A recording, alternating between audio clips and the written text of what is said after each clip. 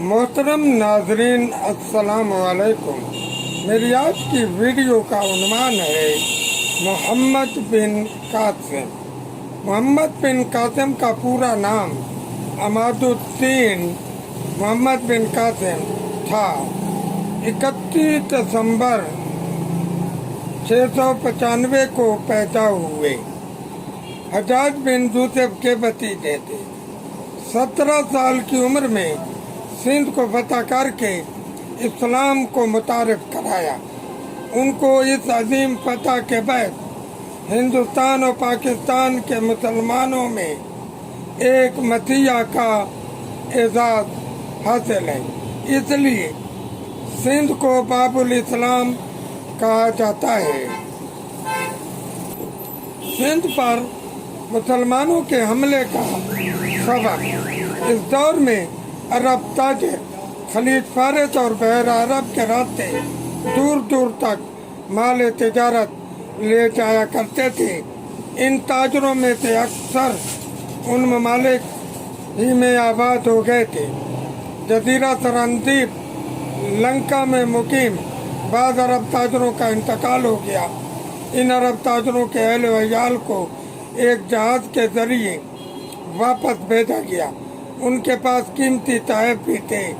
جب یہ جہاز دیبل کے قریب پہنچا تو سندھ کے حاکم راجہ طاہر کے سپاہیوں نے جہاز کو لوٹ لیا، جبکہ عورتوں اور بچوں کو گرفتار کر لیا۔ جب یہ خبر عراق کے گورنر حجاج بن یوسف کو ملی تو اس نے راجہ طاہر کے نام خط لکھا کہ عرب قیدیوں کو رہا کیا جائے اور لوٹا ہوا مال واپس کیا جائے۔ راجہ طاہر نے اس کی طرف کوئی توجہ نہ دی اور کہا یہ کام سمندری ڈاکوؤں کا ہے، میں اس معاملے میں بے بس ہوں۔ اس جواب کے بعد حجاج بن یوسف نے سندھ پر حملہ کرنے کا فیصلہ کر لیا۔ حجاج بن یوسف نے سندھ پر حملہ کرنے کے لیے 6000 تربیت یافتہ شاہی افواج کا لشکر تیار کیا۔ یہ ساری فوج تیز رفتار گھوڑوں پر سوار تھی۔ ان کے پاس بہت سی منجنیقیں تھیں، جن میں کلا توڑنے والی عروس نامی منجنیق بھی تھی۔ اس منجنیق کو 500 سپاہی حرکت دیتے تھے۔ اس لشکر کا سربراہ 17 سالہ محمد بن قاسم کو مقرر کیا گیا۔ محمد بن قاسم رحمۃ اللہ علیہ کی سربراہی میں اسلامی لشکر مکران کے ساحل کو عبور کر کے گوادر ارمن بیلا کو فتح کرتے ہوئے دیبل پہنچا۔ دیبل میں راجہ طاہر کی فوج لشکر اسلام کو دیکھ کر کلا بند ہو گئی۔ اسلامی فوج نے منجنیق سے کلا پر سنگ باری کی، جس سے دیبل کے صنم کدے کا پرچم گر گیا۔ اس سے اہل شہر کی ہمت ٹوٹ گئی اور مسلمانوں کے حوصلے بڑھ گئے۔ چند مسلمان کمان ڈال کر فصیل پر چڑھ گئے۔ 3 دن کی لڑائی کے بعد راجہ طاہر کے حاکم شہر چھوڑ کر بھاگ گئے۔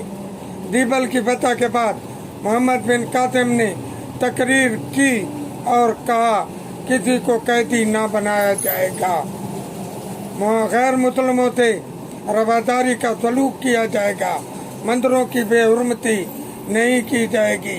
محمد بن قاسم کے اس حسن سلوک سے بہت سارے لوگ مسلمان ہو گئے۔ دیبل میں ایک مسجد تعمیر کی جو پورے سندھ میں پہلی مسجد تھی۔ میدان جنگ میں عملی تجربے کے لیے حجاج بن یوسف نے آپ کو مختلف محاذوں پر بھیجا، مثلا خراسان ترکستان کی طرف جانے والے جہازی قافلے میں آپ شامل تھے، جن کے سپہ سالار قتیبہ بن مسلم تھے۔ آپ نے وہاں نائب کی حیثیت سے بہترین کارکردگی کا مظاہرہ کیا۔